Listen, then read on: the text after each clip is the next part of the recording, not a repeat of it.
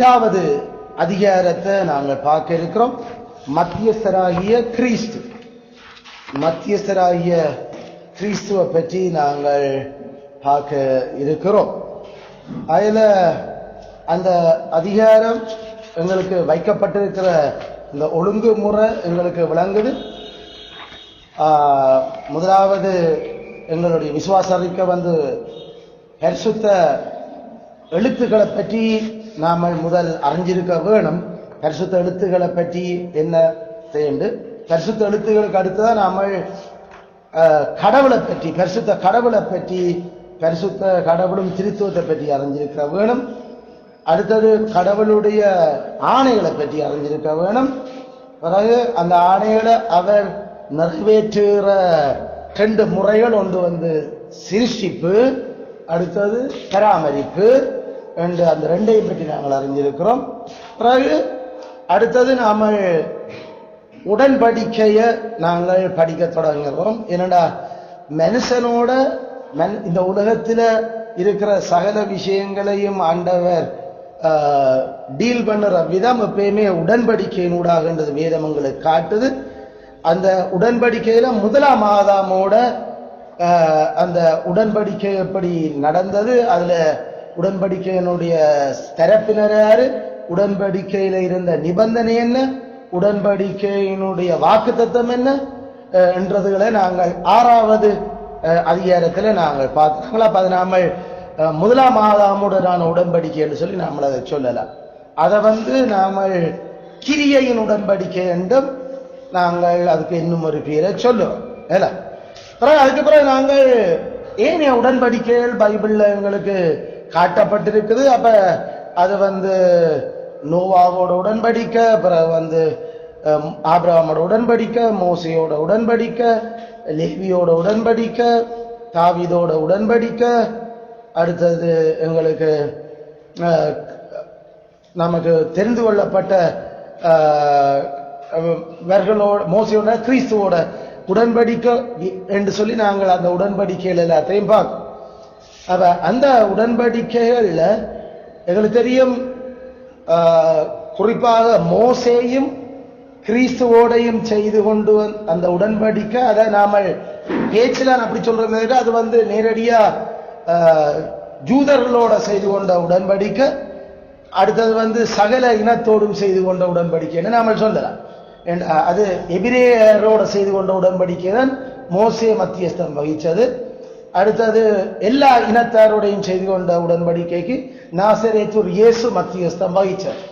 அப்ப நாங்கள் அதை அப்படியா இந்த 2ஐயும் சொல்றோம். ஆனா அதுகள் எல்லாத்தையும் நாங்கள் சேர்த்து சொல்றது கிருபையின் உடன்படிக்கை என்று சொல்லி. அப்ப அந்த கிருபையின் உடன்படிக்கைகள்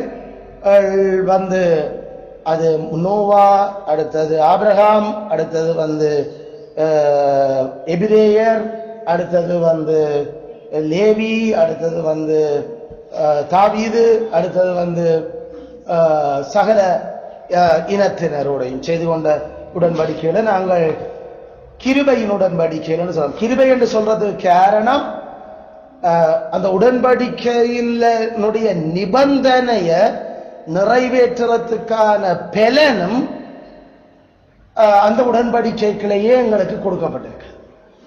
அதனாலதான் அது கிருபை என்ற பேரை நாம சொல்றோம்.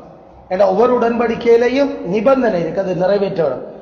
அதனால ஒவ்வொரு உடன்படிக்கையிலையும் அந்த இருக்கிற இந்த நிபந்தனைகள், அது நோவாவுக்கு இருந்தாலும் சரி, அல்லது சகல இனத்தவருடன் செய்து கொண்ட உடன்படிக்கையா இருந்தாலும் சரி, எல்லாத்திலையும் நிபந்தனை நாங்கள் மனம் திரும்ப வேணும், விசுவாசிக்க வேணும். மனம் திரும்ப வேணும், விசுவாசிக்க வேணும். அந்த 2 நிபந்தனையும் எந்த ஒரு மனுஷரும் செய்யறதுக்கு பலன் இல்லை. அதனால இப்ப அந்த நிபந்தனைய நிறைவேற்றத்துக்கான பலனும் அது அந்த உடன்படிக்கைக்குள்ள கடவுளால ஆயத்தப்படுத்தப்பட்டு இருக்குது. அதனாலதான் நாங்கள் அதை கிருபையின் உடன்படிக்கைன்னு சொல்றோம். ஆனா கிரியையின் உடன்படிக்கை, அதாவது ஆதாமோட செய்த உடன்படிக்கையில அவன் மனம் திரும்ப வேண்டிய தேவை இருக்கையில, அவன் விசுவாசிக்க வேண்டிய தேவையும் இருக்கையில், அவன் பூரண அறிவு, பூரண நீதி, பூரண பரிசுத்தம். அதனால அங்க அந்த நிபந்தனை அவருக்கு கொடுக்கப்பட்டது கடவுள் சொன்ன அந்த கடவுள் சொன்ன மரத்தினுடைய கனியை புசிக்காம அவர் இருக்கிறதான் அவருக்கான நிபந்தனை. அப்ப அவர் மனம் திரும்ப வேண்டிய ஒரு தேவையும் இல்லை, விசுவாசிக்க வேண்டிய தேவையும் அவருக்கு இருக்க இல்லை. அதனால அவர் தன் சொந்த நீதியில தன் சொந்த காலிலேயே ஆதாம் நின்றார். அவர் பெர்ஃபெக்டான ஞானம், பெர்ஃபெக்டான நீதி, பெர்ஃபெக்டான பரிசுத்தத்தை கொண்டிருந்தபடியார். அப்ப அவருக்கு கிருபை தேவைப்பட இல்லை. கிருபை என்று நாம சொல்றது தகுதி இல்லாத ஒரு ஆளுக்கு கொடுக்கப்படுகிறதுக்கு பேரும் கிருபை. அது என்ன கொடுக்கப்பட்டாலும் தகுதி இல்லாத ஆளுக்கு கொடுக்கப்படும். அப்ப அது ஆதாம் பூரண தகுதியோடு இருந்தபடியால அவற்ற உடன்படிக்கை நாமல் கிருபை உடன்படிக்கைன்னு சொல்றதில்ல, கிரியையின் உடன்படிக்கை, கவர்னன்ட் ஆஃப் ஒர்க் அல்லது ஒர்க்ஸ் என்று நாமல் சொல்றோம். ஆனா நோவாவில இருந்து நாசரேத்தூர் இயேசு மத்தியஸ்தம் வகிச்ச அவ்வளவு உடன்படிக்கைகளும் அது கிருபையின் உடன்படிக்கை, covenant of grace, covenant of grace. அப்ப உடன்படிக்கையில் ஏன் முக்கியம்? ஏன்னா கடவுள் உடன்படிக்கை என்ற அந்த விடயம் இல்லாம ஒரு நாள் மனுஷரோட தொடர்பு வைக்க மாட்டார் என்றதை அவர் வெளிப்படையா காட்டி இருக்கிறார். அதனால அவர் ஆதாமோடையும் உடன்படிக்கை செய்து போட்டுதான் அவர் விடயங்களை முன்னெடுத்தார். நோவாவோடையும் உடன்படிக்கையினூடாகத்தான் அவர் விடயங்களை கையாளுறார். அவர் ஆபிரகாமோடையும் உடன்படிக்கை செய்து கொண்டுதான் அவர் முன்னேறார். மோசேய மத்தியஸ்தராக கொண்ட எபிரேய இனத்தோடையும் அவர் உடன்படிக்கை செய்து கொண்டுதான் அவர் முன்னேறார். அதனால கடவுள் மனுஷரோட தொடர்பு கொள்றதுக்கு அவர் உடன்படிக்கை என்ற வழிமுறையைத்தான் அவர் தெரிஞ்செடுத்தவர். அதை பைபிள்ல எங்களுக்கு அப்பட்டமா காட்டி இருக்கிறார். அதை வெளிப்படையாக அவர் கதைச்சு சொல்லி இருக்கிறார். அதனால உடன்படிக்கை சரியான முக்கியம். ஆனா ஒரு ஒரு ஒரு ஒரு விடயம் உடன்படிக்கை சரியான அது ஆசீர்வாதத்தை வாழ்வ ஜீவனை கடத்துறதுக்கான கடவுளினுடைய ஒரு இருக்கிற ஒரே வழிமுறை. அந்த வழிமுறை இல்லாம கடவுள் ஜீவனையும் கடத்தையே இல்லாது. அவர் தன்னை உடன்படிக்கைகள் அப்படி கொண்டு வந்து இருக்கிறார். இப்ப எட்டாவது அதிகாரத்துல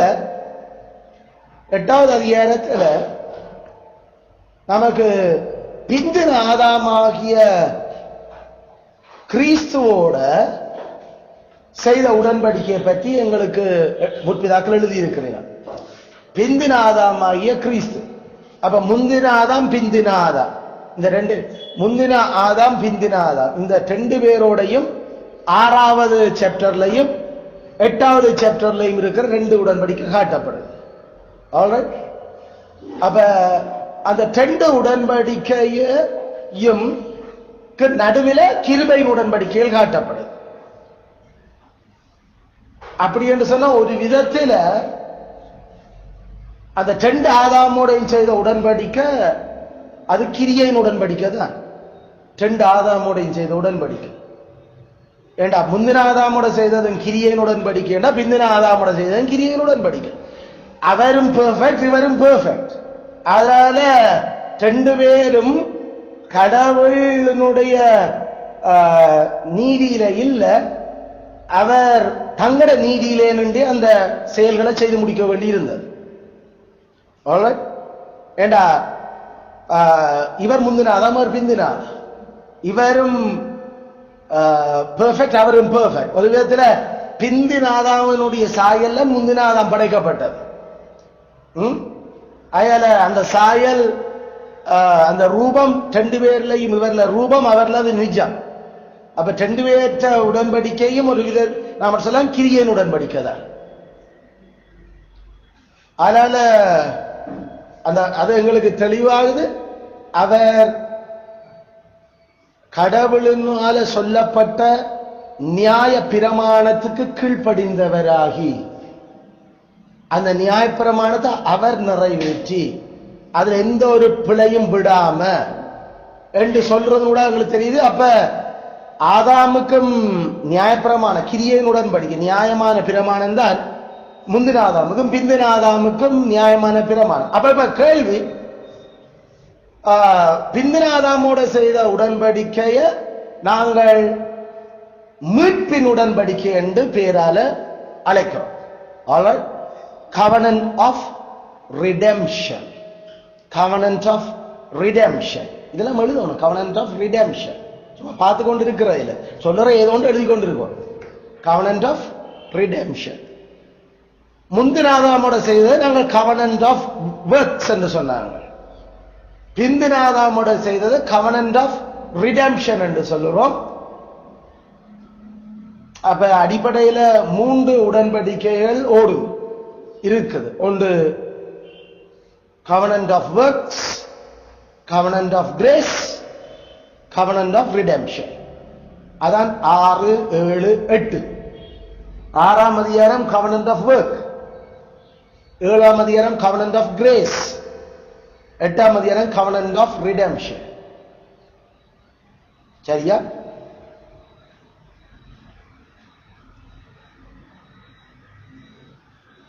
இந்த 3 உடன்படிக்கைகளுக்குள்ளையும் மூத்த உடன்படிக்கை அல்லது முதலாவது செய்யப்பட்ட உடன்படிக்கை அந்த மீட்பின் உடன்படிக்கை, covenant of redemption, covenant of redemption. ஏன் நாங்கள் அது முதல் செய்த உடன்படிக்கை என்று சொல்லுறோம்? ஏனென்றால் எங்களுக்கு எபிரேயர் நாம 13:26 நம்மளுடைய ஆசீர்வாதம் சொல்லிக்கல நாம என்ன சொல்றோம்? நாம நித்திய உடன்படிக்கையினாலே, அது நித்திய உடன்படிக்கை. அப்ப நித்தியத்துல செய்து கொண்டு ஒரு உடன்படிக்கையை பற்றி நாம கதைக்கிறோம். அப்ப முந்தின ஆதாமோட செய்த உடன்படிக்கையும் கிருபைகளின் உடன்படிக்கையும் அது நித்தியத்துக்குள்ள செய்யப்பட்ட உடன்படிக்கை இல்லை, அது காலத்துக்குள்ள செய்யப்பட்ட உடன்படிக்கை, டைமுக்குள்ள செய்யப்பட்ட உடன்படிக்கை. படைக்கப்பட்ட பிறகு நோவாவோடையோ ஆதாமோடையோ ஆபிரகாமோடையோ அல்லது நாசரேத்தூர் இயேசுவோடையோ செய்யப்பட்ட மத்தியஸ்தரா கொண்டு செய்த உடன்படிக்கை காலத்துக்குள்ள டைமுக்குள்ள செய்யப்பட்ட உடன்படிக்கை. அதுகள் அது நித்தியமான உடன்படிக்கைகள் அல்ல. ஆனா பைபிள் எங்களுக்கு கிடைக்கிறது நித்திய உடன்படிக்கையை பற்றி. நித்திய உடன்படிக்கையினாலே ஆடுகளுடைய பெரிய மெய்ப்பரான அவரை அப்படி என்று சொன்னா நித்தியத்துல அப்ப உடன்படிக்கை ஒன்று நடந்திருக்கிறது. அப்ப வேதம் எங்களுக்கு சொல்லுது. அப்ப நித்தியத்திலேயே உடன்படிக்கை ஒன்று நடந்தா அப்ப யாரோட நடந்துறது? அப்ப திருத்துவ நபர்களுக்கிடையில தான் நித்தியத்துல அவரெல்லாம் இருந்தவர்கள் பைபிள் எங்களுக்கு சொல்லுது. அதுக்கு முன்னுக்கு மனுஷரோ நித்தியத்துல மனுஷரோ பூமியோ ஒன்றும் இருந்தது இல்லை. பைபிள் தெளிவது. அப்படி என்ன திருத்துவ நபர்களுக்குள்ள இடம்பெற்ற ஒரு உடன்படிக்கை நித்தியமான நபர்களுக்குள்ள நித்தியமாக உடன்படிக்கை இருக்க வேண்டும் என்றது எங்களுக்கு அந்த நித்தியம் என்ற சொல்ல வச்ச விளங்குறதுல இருந்து எங்களுக்கு தெரியுது. அதனால எங்களுக்கு வெளிப்படையாயே அது வேதம் கதைக்குது. அதுதான் நமக்கு இந்த எபிரேயர் 13:26 பைபிள். அப்ப அந்த உடன்படிக்கைகளை பற்றி நாம பார்க்க இந்த நித்திய உடன்படிக்கை எபிரேயர் 13:20 நித்திய உடன்படிக்கையின் இரத்தத்தினாலே, நித்திய உடன்படிக்கையின் இரத்தத்தினால. அப்ப இது காலத்துக்கு முன்னுக்கு செய்யப்பட்ட உடன்படிக்கை. அந்த உடன்படிக்கையினுடைய இரத்தமும் கதைக்கப்படுது. காலங்கள் தோன்றது முன்னுக்கு மேற்கொள்ளப்பட்ட உடன்படிக்கை. அந்த இதுல ஆடுகளுடைய பெரிய மேய்ப்பரான அப்ப அந்த உடன்படிக்கை ஆடுகளம் யோசிச்சு ஒரு மத்தியஸ்தரை கொண்டு செய்யப்பட்டிருக்கு. அப்ப அந்த ஆடுகளுடைய பெரிய மேய்ப்பரான நம்முடைய கர்த்தராகிய இயேசு. அப்ப கர்த்தராகிய இயேசுவோட ஆடுகளினுடைய பெரிய மேய்ப்பனாக நித்தியத்தில அவரை சாக்கொண்டு அந்த சித்தம் காட்டப்பட்டு செய்யப்பட்டிருக்கிற ஒரு உடன்படிக்கை, நித்திய உடன்படிக்கையின் சித்தம். அப்படின்னா பைபிள்ல அப்ப நாம தேட வேண்டி இருக்குது காலங்களுக்கு முன்னுக்கு ஏதாவது பைபிள் கதைக்குதோ உண்டு. அப்படி கதைக்கு பார்த்தா பைபிள் பல இடங்கள்ல அப்படி கதைக்குது. அது கதைக்கிற இடங்கள் என்ன? உலக தோற்றத்துக்கு முதலே அடிக்கப்பட்ட ஆட்டுக்குட்டி. அப்ப உலக தோற்றத்துக்கு முன்னு, அப்ப உலகம் தோன்றது நாம சொன்னோம் டைம் ஸ்பேஸ் மேட்டர். அப்ப அந்த டைமுக்குள்ளதான் உலகம் தொடங்கினது. அப்ப உலகம் தொடங்குறதுக்கு முன்னுக்கே என்று பைபிள் அப்ப கதைக்குது. உலகம் தோற்றத்துக்கு முன்னுக்கே அடிக்கப்பட்ட வண்ணமா இருந்த ஆட்டுக்குட்டி வெளிப்படுத்த. அப்படின்னா ஆட்டுக்குட்டி உலகம் தோன்றதுக்கு முன்னுக்கே அடிக்கப்பட்டிருந்தது. அப்ப ஏன் ஆட்டுக்குட்டி அப்படி அடிக்கப்படும்? அப்ப உலகம் தோன்றதுக்கு முன்னுக்கு அப்ப குமாரன் அடிக்கப்பட்டிருந்தார் என்றதை வேதம் அப்ப எங்களுக்கு காட்ட தொடங்கும். அது நித்தியத்துல டைமுக்கு முன்னுக்கு எங்களுக்கு சொல்லுது. உலக தோற்றத்துக்கு முன்னுக்கே தெரிஞ்சு கொள்ளப்பட்டவர்களுடைய பெயர்கள் ஜீவ புஸ்தகத்தில் எழுதப்பட்டாச்சு. உலகம் தோன்றது முன்னுக்கு. அப்ப தெரிஞ்சு கொள்ளப்பட்டவர்களுடைய நேம் லிஸ்ட் காலத்துக்கு முன்னுக்கு அது கடவுளுடைய அந்த ஜீவ புஸ்தகத்துல இவ்வளவு பேர் தான் என்றது எழுதப்பட்டு ஆச்சு. அப்ப அது உலக தோற்றத்துக்கு முன்னுக்கு நடந்தது. உலகம் தோன்றினா அப்புறம் நடக்க இல்லை. அப்ப எங்களுக்கு உலக தோற்றத்துக்கு முன்னுக்கே தீத்து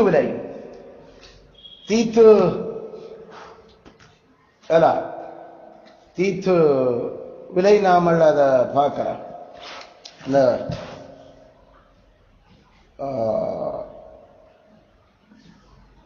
தீத்து நம்ம தமிழ்ல நாம அதை அடிச்சிருக்கிறோம். 8வது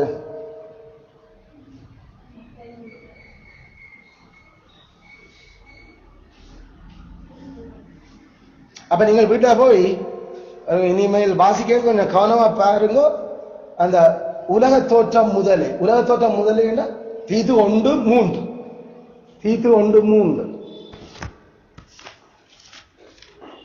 அந்த உலக தோற்றம் முதலேண்டா ஏதோ உலகம் தோன்றுனதுல இருந்து இல்ல. அது before the foundation of the world. நம்ம தமிழ்ல சில டிரான்ஸ்லேஷன் அது ஒரு மயக்கத்தை நம்ம கொடுத்து உலகம் தோன்றுனதுல இருந்து கொடுத்த உலக தோற்றத்துக்கு முதலே பிஃபோர் த வேர்ல்ட். அதான் அதனுடைய இங்கிலீஷும் கிரீக்கும் அப்படித்தான். அப்ப தீத்துவில 1:3 பொய்யறியாத தேவன் ஆதிகாலம் முதல் என்றா நாம நினைக்கிறோம் ஏதோ அந்த காலம் தொடங்கினதுல before the foundation of the world நித்திய ஜீவனை குறித்து வாக்குத்தத்தம் பண்ணியிருந்த. அப்ப காலத்துக்கு முன்னுக்கு அந்த காலத்துக்கு முன்னமே நித்திய ஜீவனை குறித்து வாக்குறுதி நித்திய ஜீவன் அது காலத்துக்கு முன்னுக்கே வாக்குத்தத்தம் கொடுக்கப்பட்டாச்சு. அப்ப வாக்குத்தத்தம் நித்திய வாழ்வு. அடுத்தது யாரு அந்த பேர் எழுதப்பட்ட மத்தியஸ்தர் யாரு? அது ஆட்டுக்குட்டி. அப்ப இந்த மாதிரி எல்லாம் எங்களுக்கு அப்ப காட்டேக்கல. அப்ப அந்த பெரிய மெய்ப்பனோட அப்ப தேவன் கடவுள் ஒரு உடன்படிக்கை செய்திருக்கிறதா அப்ப எங்களுக்கு காட்ட தொடங்கும். இதைத்தான் நாங்கள் சங்கீதம் 2 சங்கீதம் 110 பார்க்கிறோம். கர்த்தரை நோக்கி நான் உம்முடைய சத்துருக்களை பாதபடியாக்கி போடும் வரைக்கும் நேர். ஆமா, இப்ப சத்துருக்கள் யாரு நாங்களுக்கு தெரியுது. அப்ப அந்த குமாரனுக்கு எதிராக எழும்ப போற ஆக்கள் பிதா தன் குமாரனுக்கு எதிராக எழும்ப போற ஆக்களை அவர் அடக்கி அந்த அவருக்கான மக்களை தான் கொடுப்பார் என்று வாக்குறுதி கொடுத்து அவரோட உடன்படிக்கை செய்திருக்கிறார். அல்லது சங்கீதம் 2 நான் உம்மை நியமிச்சன் அதனால என்ன கேடும் ஏன்னா நாம 2 பேரும் உடன்படிக்கை நாம என்ன கேடும் ஜாதிகளை உமக்கு இப்ப மனுஷரோட ஏதாவது தொடர்பு கொள்ளோடும்டா உடன்படிக்கை தான் தேவைன்னு முடிவு பண்ணி இருக்கிறோம். கடவுள் அப்படித்தானே காட்டுற. அப்ப கிறிஸ்துவோட பண்ணின உடன்படி அல்லது குமாரனோட பண்ணின உடன்படிக்கையில மனுஷரைத்தான் அவர் ஏசாயா தீர்க்கதரிசியிலையும் சரி கொள்ள பொருளாக கொடுப்பன் என்று வாக்குத்தத்தம் பண்ணுகிறார். அது நேரம் கிறிஸ்துவுக்கு எதிராக எழும்புற மனுஷர்களை அவர்களை பாதபடியாக்கி போடுறதுக்கு தான் அந்த ஒப்பந்தத்துக்குள்ள ஈடுபடுகிறார் என்று அவர் சொல்லுறார். அப்ப நித்தியத்திலேயே சீயோன் மீதுல அந்த ஒப்பந்தத்தினூடாக மகனுக்கு அது கொடுக்கப்படும் என்று சொல்றத பிதா செய்து கொண்ட ஒப்பந்தத்தை எங்களுக்கு வேதம் காட்டிக் கொண்டு இருக்கு. அது பழைய ஏற்பாடா இருந்தாலும் சரி, புதிய ஏற்பாடா இருந்தாலும் சரி, அதை எங்களுக்கு குறிப்பாக நாம புதிய ஏற்பாட்டிலையும் பார்க்கல. எபிரேயர் 7:21-22 எபிரேயர் 7:21-22 ஆதலால் இயேசுவானவர் ஆணையின்படியே ஆசாரியராக்கப்பட்டது எவ்வளவு விசேஷித்த காரியமோ அவ்வளவு விசேஷித்த உடன்படிக்கைக்கு பிணையாளியான. அதென்ன விசேஷித்த உடன்படிக்கை? விசேஷித்த உடன்படிக்கை அந்த ஆணையினால ஆசாரியராக்கப்பட்டது. ஆணையினால ஆசாரியராக்கப்பட்ட உடன்படிக்கை 110 சங்கீதத்தில் சொல்லப்படுகிற மெல்கிசேதேக்கினுடைய உடன்படிக்கை, ஆசாரிய உடன்படிக்கை. மெல்கிசேதேக்கோட ஆசாரிய உடன்படிக்கை அது லேவி கோத்திர ஆசாரிய உடன்படிக்கை இல்லை என்றது எங்களுக்கு ப்ரூஃப் பண்ணப்பட்டது. அப்படி என்று சொன்னா ஆசாரியன் தன்னைத்தானே பலியாயம் கொடுத்து தானே பாவ நிவாரணம் செய்யணும் என்ற உடன்படிக்கை உலக தோற்றத்துக்கு முன்னுக்கு அடிக்கப்பட்ட ஆட்டுக்குட்டியானவர்ல அந்த ஆசாரியர்ல நிறைவேற்றப்பட்ட உடன்படிக்கையாத்தான் அது எங்களுக்கு கதைக்கப்படுது. மற்றபடி நாசரேத்தூர் இயேசு அவர் புதிய உடன்படிக்கையில எல்லா இனத்துக்குமான அந்த புது உடன்படிக்கையினுடைய உடன்படிக்கையாக அது காலத்துக்குள்ள நிறைவேறின உடன்படிக்கையாக எங்களுக்கு கதைக்கப்படவே இல்லை. அப்ப காலத்துக்கு முன்னுக்கு கத்தரை நோக்கி சொன்னது என்று சொன்னா அப்ப காலத்துக்கு முன்னுக்கு கத்தரை நோக்கி. அப்ப அதை நாம டிவைன் கவுன்சில் என்று நாங்கள் கவுன்சில் ஆஃப் ட்ரினிட்டி என்று நாங்கள் சொல்லுறோம். அதாவது திருத்துவ கவுன்சில்ல மாநாட்டு சபை கூடி அதுல உடன்படிக்கைகள் செய்யப்பட்டிருக்குது. உலக தோற்றத்துக்கு முன்னுக்கு உலகம் தோன்றின பிறகும் உடன்படிக்கைகள் கவுன்சில் கூடுனது. அதுலயும் மனுஷனை படைக்கிறதுக்கு முன்னுக்கு ஆண்டவர் திருப்பி தன் சபையை கூட்டினவர்.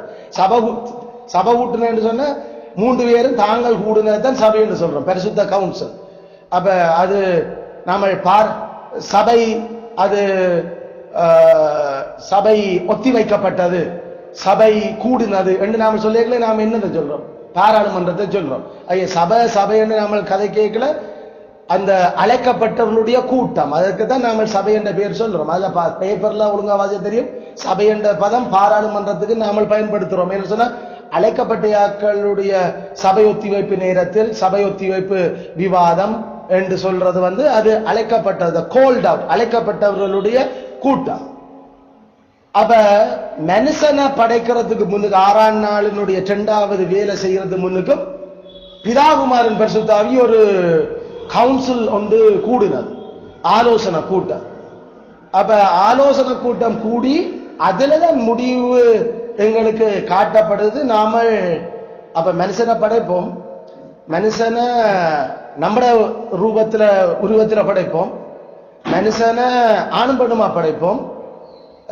மனுஷனை எல்லா படைச்ச இந்த 5-6 நாளும் இந்த காலம் வரைக்கும் படைச்ச எல்லாத்துக்கும் மேல மனுஷனை நம்மளுடைய பிரதிநிதியா இந்த கீழுலகத்துக்கு வச்சு படைப்போம் என்ற அந்த தீர்மானம் அந்த சபையில எடுக்கப்பட்டது. ஆனா எங்களுக்கு தெரியும் இது உலக தோற்றத்துக்கு முன்னுக்கும் எடுக்கப்பட்டிருந்தது. ஏன்னா உலக தோற்றத்துக்கு முன்னுக்கு எடுக்கப்பட்ட அந்த ஆணைகளினுடைய வெளிப்பாடு தான் அது. அதுதான் நாங்கள் இந்த அடுத்த மாச புத்தகத்துல நாம படிக்க போறோம். திரியேக கவுன்சிலும் மனுஷனுடைய படைப்பும். மிச்சம் எந்த படைப்பும் படைக்கிறதுக்கு முன்னுக்கு ஆண்டு ஒரு கவுன்சிலும் இங்க கூடுங்க பைபிள் சொல்ல இல்லை, காலத்துக்குள்ள.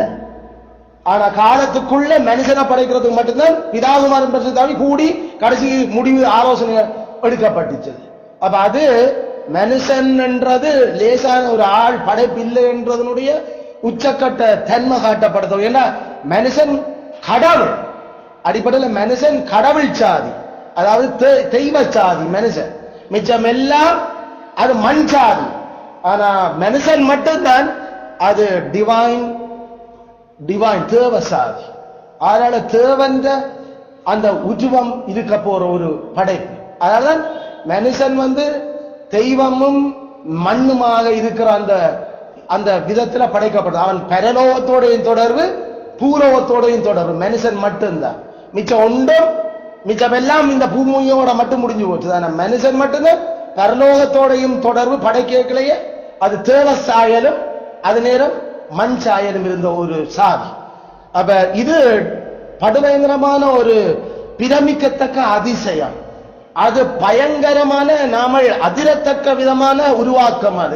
அதனால அது சீரியஸான தீர்மானம் நிறைவேற்றப்பட வேண்டி இருந்தது மனுஷனை படைக்கிறதுக்கு மட்டும். கடவுள் மிச்சம் எல்லாத்தையும் படைக்கல, உண்டாகட்டும் வரட்டும், நிலம் புறப்பிக்கட்டும் என்று சொல்லி அவர் கதைச்சு கொண்டிருந்தார். ஆனா மனுஷனை நாம உண்டாக்குவோம் என்ற நம்மட சாயலே உண்டாக்குவோம் என்று அங்க ஒரு டிஸ்கஷன், ஒரு கலந்த ஆலோசனை நடக்குது.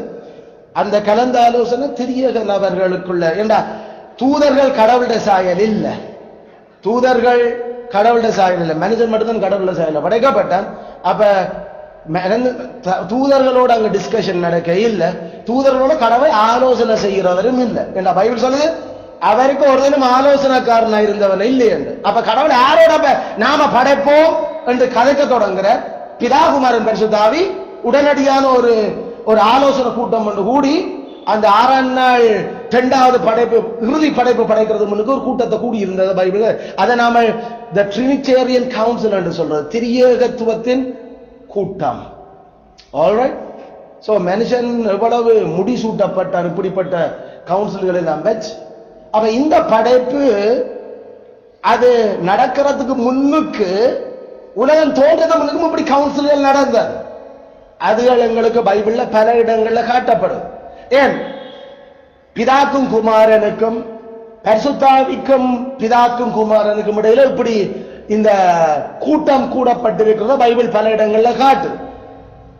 ஏன் இயேசு கிறிஸ்து ஞானஸ்நானம் எடுக்கல அவர் பிதா தன் குமாரனை பற்றி, குமாரனோட அந்த கடக்கிற ஆணை அதை பரிசுத்தாவியானவர் ஆமோதிக்கிற அதனுடைய செயல்பாடு காலத்துக்குள்ள திரியக நபர்களுடைய அந்த 3 நபர்களுடைய அந்த கூட்டம் அதுல எங்களுக்கு காட்டப்படுது. அவர்களுடைய பேச்சு, அவர்களுடைய அனுசரணை எப்படி நடக்குது.